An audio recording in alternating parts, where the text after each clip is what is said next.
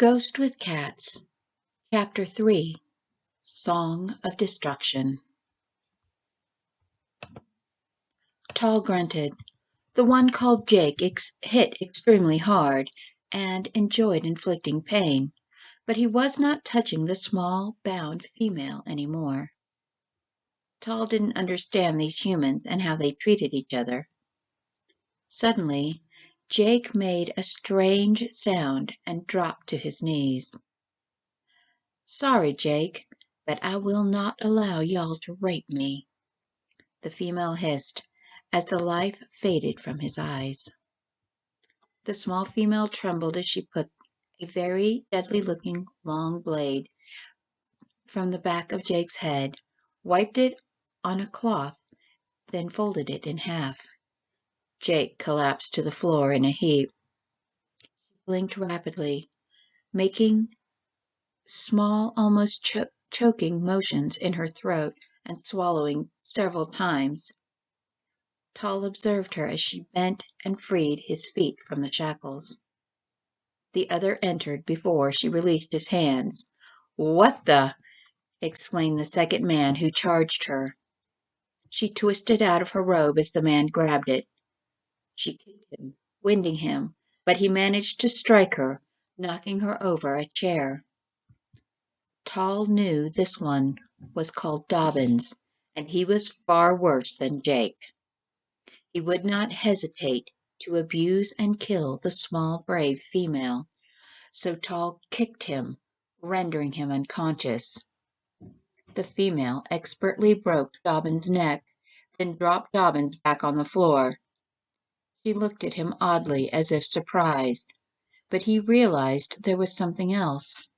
She knew what he was. Didn't expect that," Annie murmured, looking at his eyes. Blinking, Annie stared at the off-worlder. He should not be here, as in, not in this place, or even on this planet. His torso was covered in old and new bruises. It was obvious they had been torturing him for a while. She knew she needed to get him out of here. She owed his people for her life, such as it was. "Thank you. I'm Annie," she said, almost too quietly to be heard. Then she straightened the chair next to him and stepped up, and began working on the locks above his head with her lock-picking tools. "Your people aren't supposed to be on our planet. Why are you here?"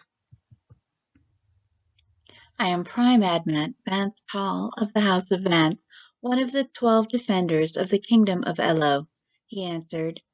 "I did not know it was forbidden.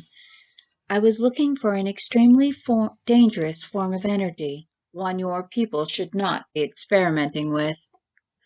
As she freed his arms, he almost collapsed.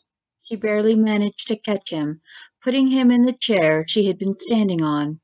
Then she unlocked the shackles to free his wrist. "How long since you have eaten or rested, Admant Vanth Tall?" she asked. "4, perhaps 5 of your daylight cycles, I believe." He wondered how a human would know of his people. They had never been to this world. "Stay here and put on his clothes." She pointed at Dobbins, adding, "It'll be easier to get you away if y'all are dressed like one of them. I'll help you, I promise." Her accent was so strange to him, lilting, but she smelled anxious to the point of panic. He had no other aid, so he revealed, "They have 2 more of my people." "Don't y'all worry, I'll find them. Just change clothes." Annie peeked out the door, then slipped down the hall. Her statement about looking like the enemy made sense to Tall. He stripped Dobbins and put on his uniform. The Admant rolled Jake over. The small woman knew exactly how to kill him, quickly and silently, with very little blood. He wondered about her statement to the dead man.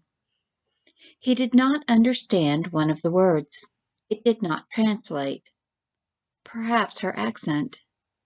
The translator Implant offered reaped as into harvest and wrapped as into tap. But neither word made sense in the context she said it. All he could do was wait.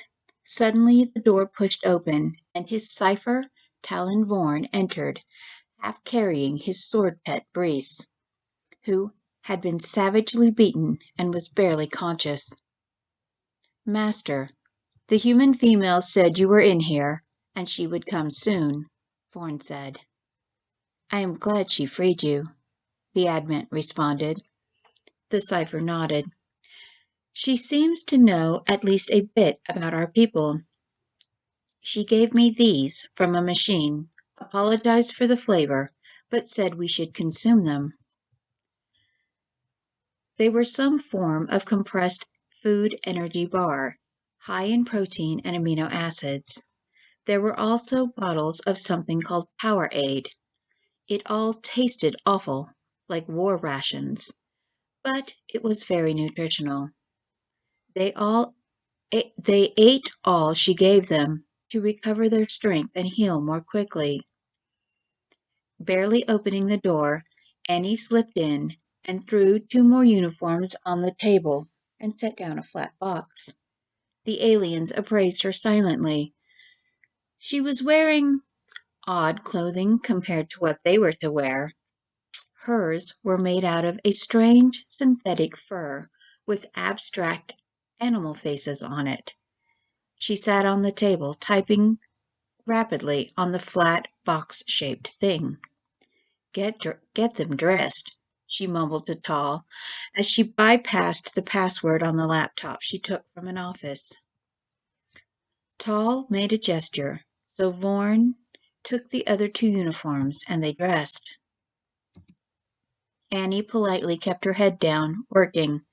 She glanced up at them, nodding in approval. The three were now dressed, as most of the guards in the compound were dressed. As long as they didn't look anyone in the face, they should be able to escape. They're an odd bunch, Annie thought. The adman and the other were quite tall and muscular, dark-haired, with aquiline features and strong jaws. They also sported vastly different hairstyles. The adman's was long and one length past his shoulder blades. The other reminded her of a Japanese priest from a movie she saw once. Shaved on the sides with a tight, long, herringbone braid down the back. The priest stood respectfully a distance behind her, but curiously watched her typing. The bald one was built like a linebacker, but with flattened, broad features that reminded her of someone with Down syndrome. He was eating and sat quietly by the door, watching outward, careful not to look in her direction with more than a glance. It almost seemed like they were afraid to speak to her or look at her. In the uniforms, they looked human enough, but it was their eyes that caught her attention. Their eyes were how she knew what they were. Their irises were twice as large as human ones, almost completely obscuring the white, and so dark they were nearly black. She had only met one other with eyes like theirs. Regent True was an Eloh. She met him for only a day after that week, and for only an hour. How is it you know of us? Admet Van Tal asked. His accent was strange, almost like a computer speaking. Nothing like True's smoothly flowing dialect. Several years ago, I met one of your people, a regent. I owe him a favor. A regent? You met a regent? Tall was stunned, and Vorn stared for a moment, then looked down as Tall asked, How? It doesn't matter. The only thing that matters is I'm going to have to stop Pandora from blowing up my planet again. she answered tiredly. She sounded like it was a task she did not want to be doing once more. The information was unexpected and worrisome. Tall glanced at Vorn. Both wore the same startled expression. Their people had visited this untreated, unknown world before, and the humans had tried to use the Song of Destruction before. But more surprising, she called it by the ancient name for the angel of misfortune, Pandora.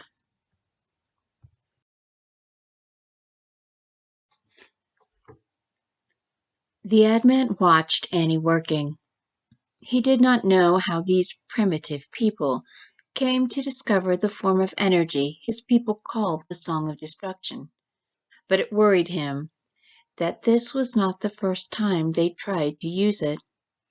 He was the highest ranking fleet officer in the kingdom, and he was not aware his people had traveled to this world before, especially not a regent. He began to wonder what else about this world and these people he did not know. He also wondered about this female, the first he met of her people. She was a contradiction. She knew of the energy and its power, but wanted nothing to do with it.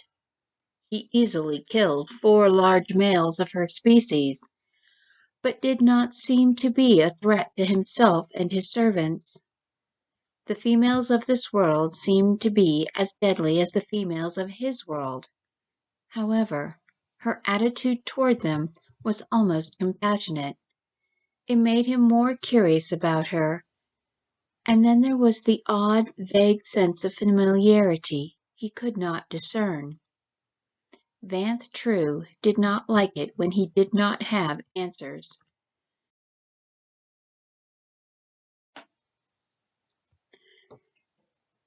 After several minutes of intense work, Annie wanted to laugh at how easy escape would be if she did not have to stop what her mother's former research assistant was doing downstairs. The site's Wi-Fi wasn't even password protected, encrypted, or anything. She looked over her shoulder at the priest, who immediately looked down. She frowned. You can watch if you want. I don't bet. I need to know where you need me to send a signal for you to be picked up from. She knew roughly what quadrant of space they were from. When he didn't answer, she looked at Vance Tall. Cat got his tongue? Forgive me, I do not understand, the admin stated. It's an expression. Why won't he answer? She pointed to the one by the door and demanded. And why won't that one even look at me for that matter? It's kind of freaking me out. They are not of high enough tier to speak to a female without permission, the admin answered. What? She was clearly confused. What does a tier have to do with anything? The priest cleared his throat, and the admin stated, If she wills, you may. If I will what? She asked. You must give them permission to speak to you, the admin explained. Oh, okay.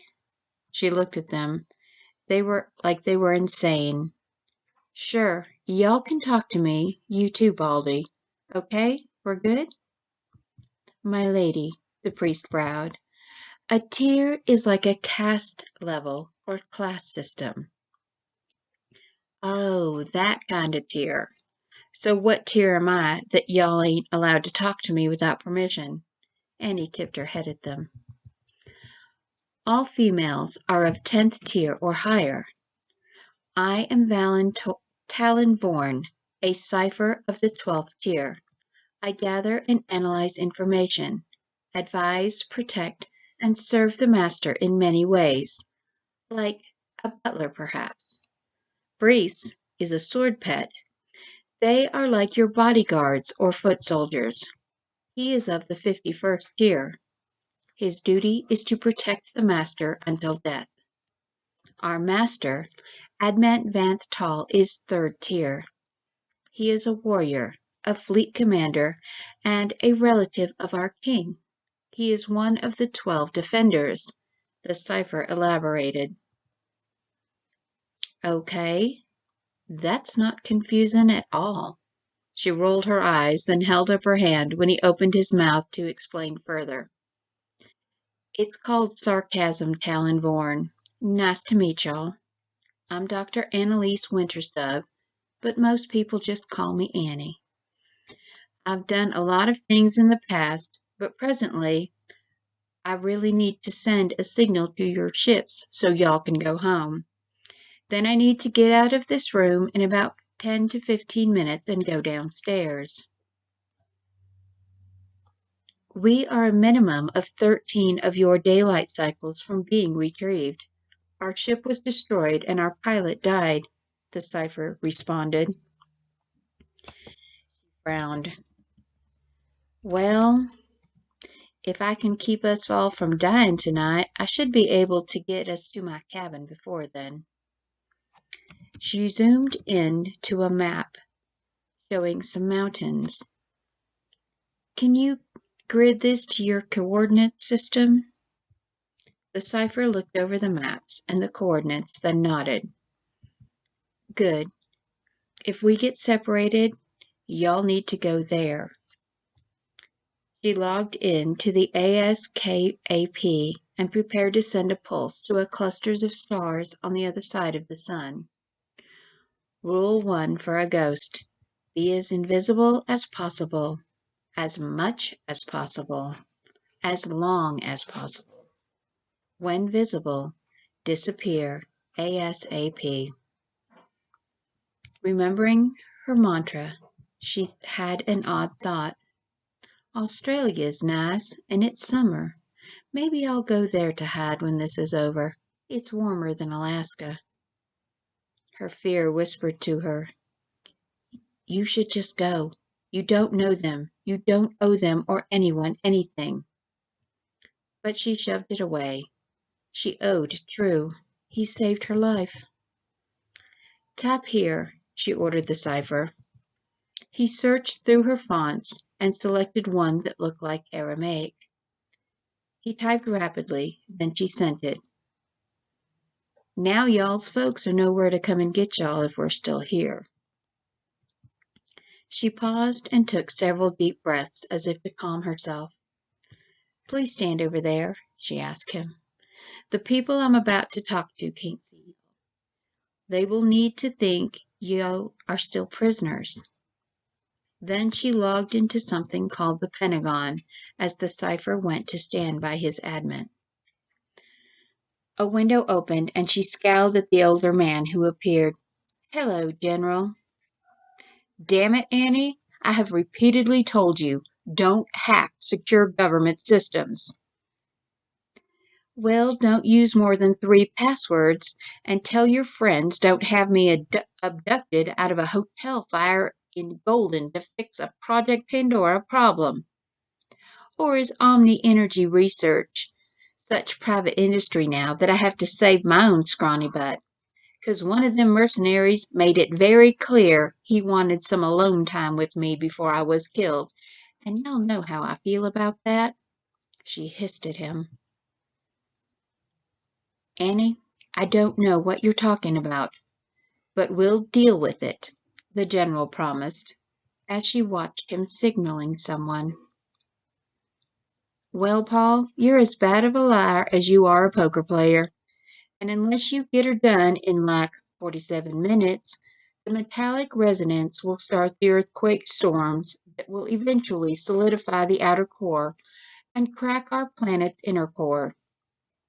Then our whole dang planet is going to shake itself apart like an engine with a thrown rod. The general was raised in Alabama by hardcore Baptist grandparents who ran a mechanic and machine shop, so she spoke their language to him. Paul demanded in shock, Are you sure? I can already feel the vibration. They're going to lose containment. just like Mama did.